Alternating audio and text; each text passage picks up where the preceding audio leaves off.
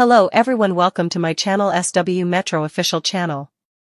Kody Brown and Robyn Brown's children erupting into fights is not just a simple tale of teenagers or young adults clashing with each other. It's a complex, multi-layered drama that reflects years of built-up tension, fractured family dynamics, and the consequences of being raised in a polygamous household that has imploded under public scrutiny. And when fights break out among Kody and Robyn's children, it is not only about sibling rivalries but also about the way they have absorbed their parents' pain, divisions, and frustrations, and now these conflicts are spilling over in ways that neither Kody nor Robyn can fully control, because the Brown family, once presented on TLC's Sister Wives as a united, faith-driven polygamous clan raising their kids in harmony, has fractured into competing households where loyalty, resentment, and jealousy intermingle like gasoline and fire, waiting for one spark to ignite a full-blown explosion.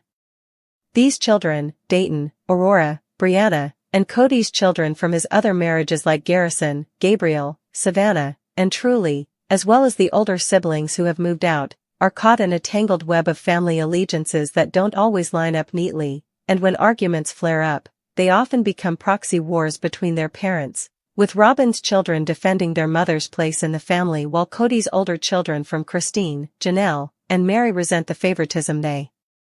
perceive Robyn's kids enjoy, and so when shouting matches and even physical fights occur, it's not just about who gets to borrow the car, who controls the TV remote, or who said what on social media. It's about decades of pain compressed into one moment where a child screams, "You don't understand what it's like," while another slams a door or hurls accusations about being abandoned, ignored, or manipulated by Kody and Robyn.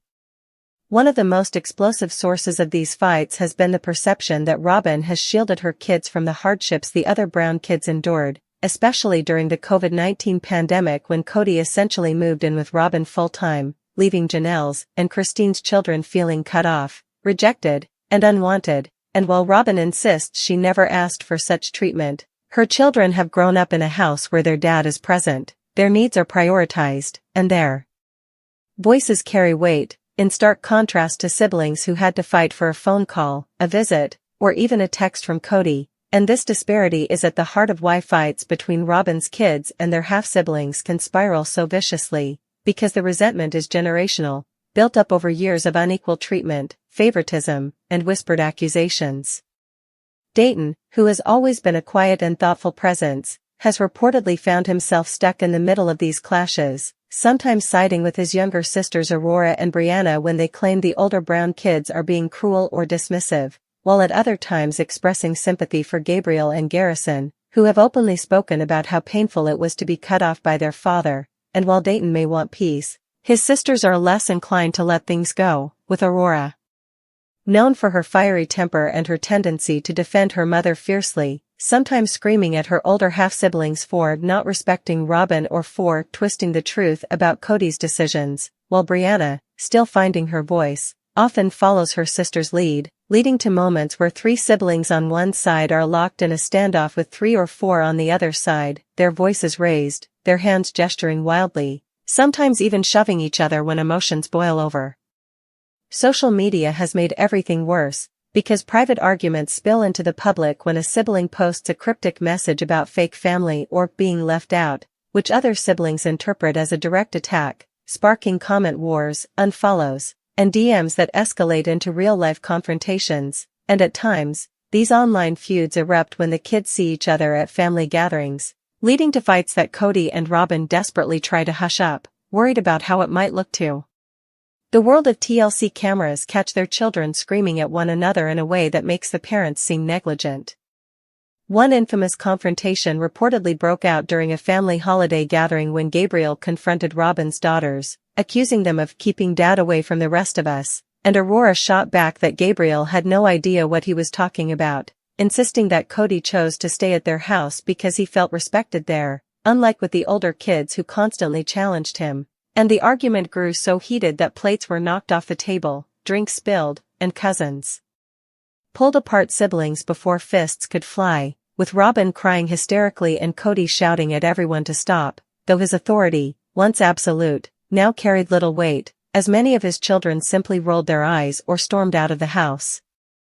The irony is that the fights between Robyn's children and Kody's other children mirror the same divisions that tore apart the wives: resentment, accusations of favoritism, unmet needs, and the struggle for Kody's time and attention. And now that the kids are older, they're fighting the battles their mothers once fought, repeating history in a painful cycle that shows how unresolved wounds trickle down generations.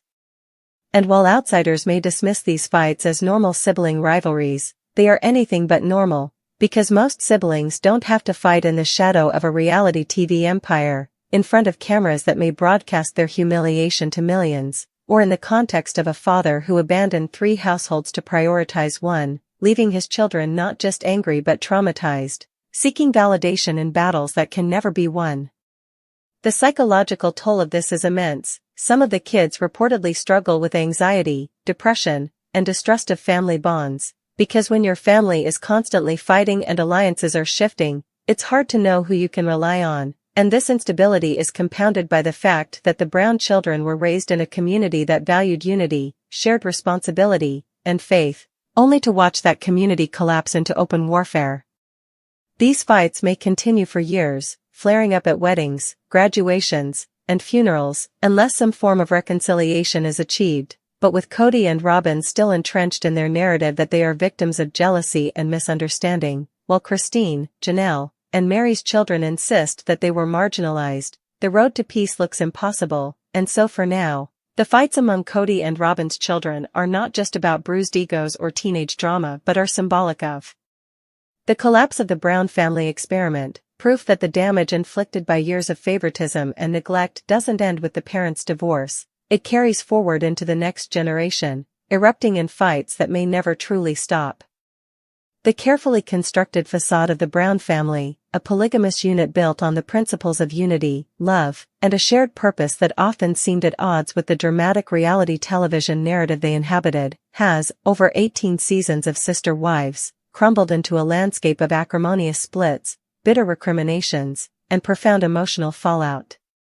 This disintegration, most starkly symbolized by the departures of Christine, Janelle, and Mary, has not remained confined to the relationships between the adults. It has seeped into the next generation, poisoning the well of siblinghood and creating a toxic environment where the once rare occurrence of fights breaking out among Kody and Robyn's children has become a predictable and painful symptom of a family fractured beyond repair.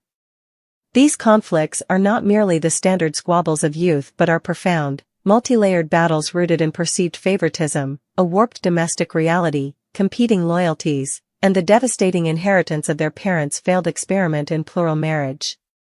To understand the tensions simmering within Robyn's household, one must first acknowledge the foundational and ever-widening chasm of privilege that has defined their experience compared to that of their siblings from the other wives. While Janelle's boys were discussing who would get the apocalypse truck and Christine's children were sharing bedrooms and relying on each other for emotional support, Robyn's children, Dayton, Aurora, Brianna, and Sol, were being raised in a markedly different environment. From the moment Kody entered their lives, they were positioned not just as his stepchildren but as the new center of his paternal universe. This was evidenced by the infamous, and deeply symbolic, adoption ceremony that legally erased their biological father and cemented Kody's role, a move that other family members have since suggested was a strategic rewriting of history rather than a purely altruistic act. This special status was compounded by material advantages. They lived in a larger, more expensive rental home while other wives made do with smaller properties. They received resources, attention, and, most critically, a disproportionate share of Kody's time, which he himself admitted was dictated by where his heart was, a heart that clearly resided with Robyn. This inherent inequality bred a deep-seated resentment among the other Brown children, a resentment that they were often vocal about on camera. They saw their father spending Christmases morning until night at Robyn's, building a custom home on Robyn's property with her name on the deed, and enforcing strict COVID-19 protocols that isolated Robyn's household while simultaneously allowing their mother, Robyn, to employ a nanny who crossed those very same biohazard boundaries. For Robyn's children, living inside this bubble of favoritism created a warped perception of normalcy. They grew accustomed to having their father as a constant, present figure, a luxury their half-siblings never knew. This created a fundamental disconnect in their understanding of the family's dynamics. From their insulated perspective, their siblings' anger and distance might seem unwarranted or like an attack on their family unit, rather than a justified reaction to years of neglect and inequity. When conflicts arise, therefore, they are not just arguments between individuals, they are clashes between entirely different realities, one of perceived scarcity and abandonment, and one of insulated privilege. The fights that now break out are fueled by this history and manifest in several key areas. Loyalty becomes a primary battleground. For the children in Robyn's home, their primary allegiance is understandably to their mother, who has positioned herself as the victim in the family's collapse, and to Kody, the father who never left them. They have been steeped in a narrative that likely vilifies the departing wives, Christine, who threw a knife into the family, Janelle, who chose her boys over her husband, Mary, who is pitted but kept at a distance. When their half-siblings defend their mothers or criticize Kody's behavior, it is perceived not as a differing opinion but as a direct assault on their parents and, by extension, their entire way of life. This creates an us versus them mentality, where any critique is met with defensiveness and conflict. A simple comment defending Christine's decision to leave could be interpreted by Aurora or Brianna as a personal attack on their father's character and their mother's status as the obedient wife, instantly escalating into a heated argument.